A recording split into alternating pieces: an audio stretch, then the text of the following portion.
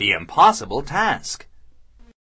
Long ago, in a faraway village in Africa, there lived a famous blacksmith.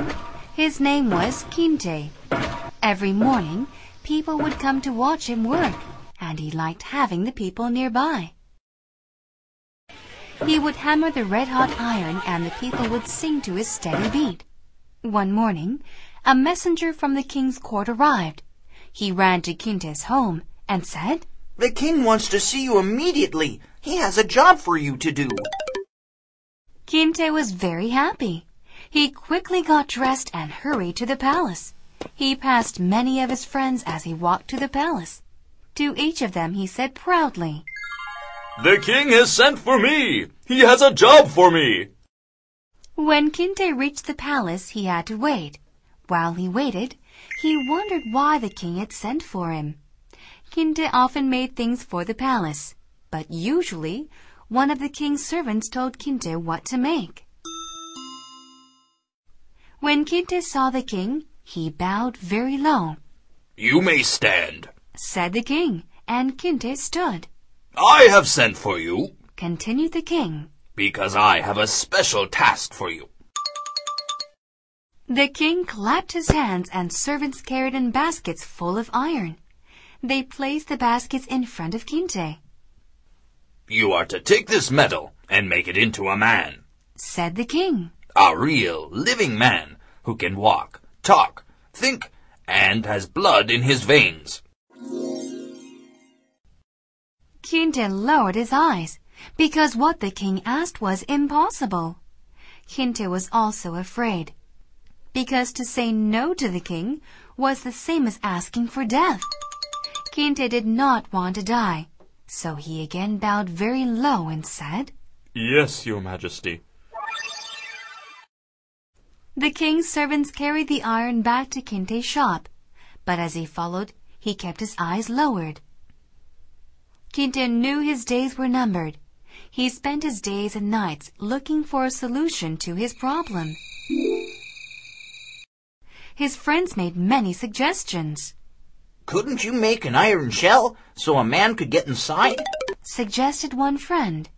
Another friend said, "I think you should run away to a faraway country and start life all over again, where no one knows you." His friends meant well, but they couldn't help Kinte. He was so worried he became sick. He couldn't eat, he couldn't sleep, and he couldn't work because he couldn't think about anything except the king's task. One evening, as he walked through a lonely area of the fields, he heard something strange. He went closer to find out what it was. As he got closer, he saw his boyhood friend singing to himself. Sadly, his old friend had gone mad a long time ago. He lived alone in the bush far from town. "Hi, Kinte," said his crazy boyhood friend. "Thank you for visiting me. I knew you were coming, so I prepared this feast for us. Come, sit down." The meal wasn't really a feast, but it was delicious. They ate berries and some honey. Suddenly, Kinte realized how hungry he was. This was the first food he had eaten for several days. The food made him feel better, and he began to tell his old friend about the king's task. "Well," finished Kinte, "that is my story. I know what you must do. said his old friend immediately. Go and tell the king that you need special ingredients for this task. Tell him you need 1,000 carts of charcoal made from human hair, and 100 buckets full of human tears." After his old friend said this, he laughed like a madman.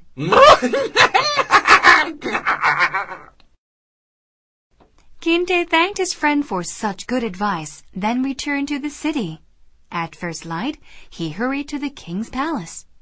When Kinte saw the king, he bowed low. "You may stand," said the king. "Why have you come? Is the man finished?" asked the king.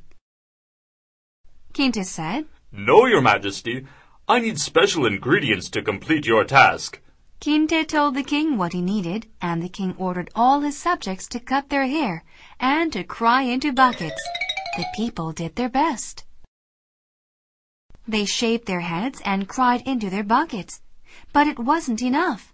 Only 2 pots of tears and 1 load of charcoal was collected. When the king learned of these results, he sent for Kinte. Kinte was very afraid when he went back to the king. Kinte, Continued the king, you have asked me for something that is impossible. My people can never grow enough hair, nor cry enough tears to give you the ingredients you need. I therefore free you from your task. Yes, your majesty, replied Kinte. As he walked away from the king, he took a breath that felt like he hadn't breathed for weeks. He was happy again, and he smiled all the way home. As time went on, the king and his people soon forgot about Kinte's impossible task. But Kinte never forgot who had saved him. Kinte made sure that his old friend never felt hungry or thirsty again.